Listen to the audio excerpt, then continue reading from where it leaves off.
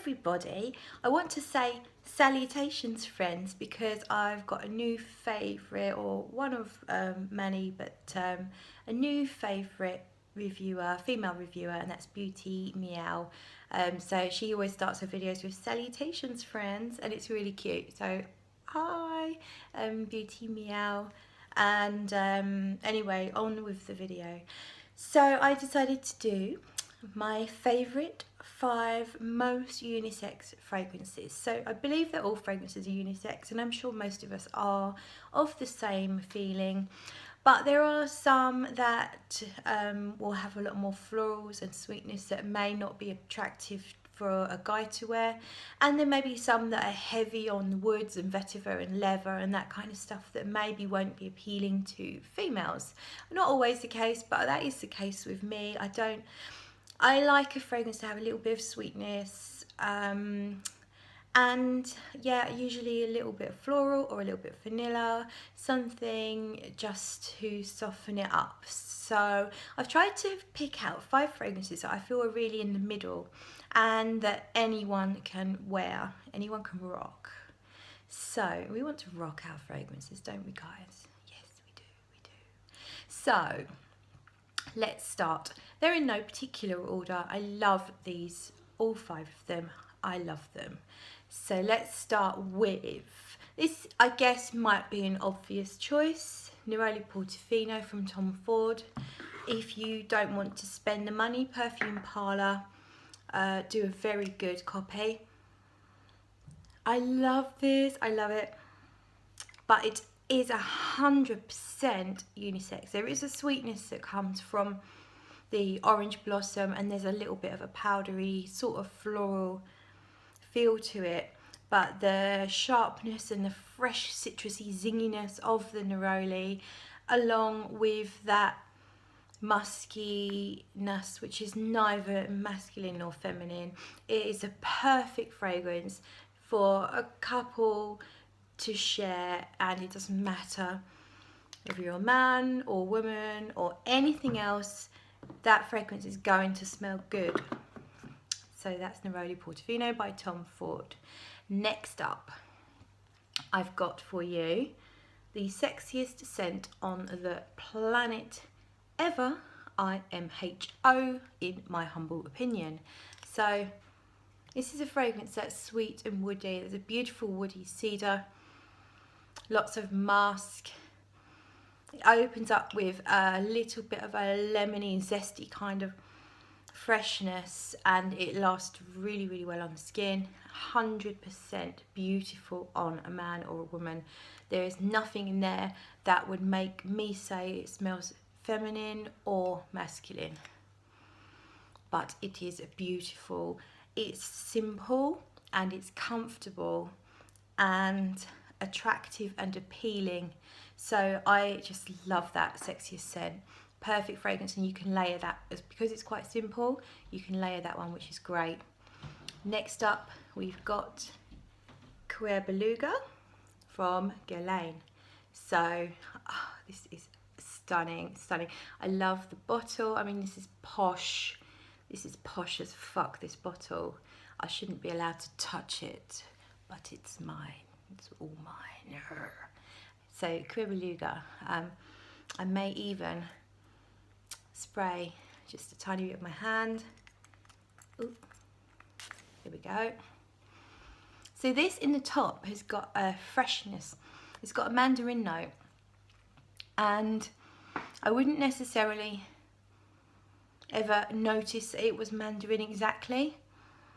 It's just a fresh citrus, but because it comes along with this kind of woodiness, and it's sweet and velvety, silky, like almost a bit like the smell of silk, but I think that's the suede. There's a note in there. It's supposed to be leather, but 100% it's a suede note. It's even got the texture of suede. The zestiness will eventually die off, and you just get this beautiful, fuzzy, sexy, almost like the smell of someone who's just had sex, but not in a like a skanky, nasty way, just that the heat of something good that's just happened. It's really cozy, really sexy, absolutely perfect for man or woman or anyone else. Beautiful, beautiful unisex fragrance. I love it. So, one that's actually quite similar to that, I've just realised now, is my next one. It's Midnight in Paris, and this is rose, suede, benzoin, vanilla, and probably a whole ton of other notes that I can't be asked to look up for you. The bottle's beautiful. It is marketed towards men. It is definitely unisex. It's got, as I say, it's got rose in it, which can bring it more towards a female. The benzoin, I think, is a very unisex, very nice, incensey type smell that I love.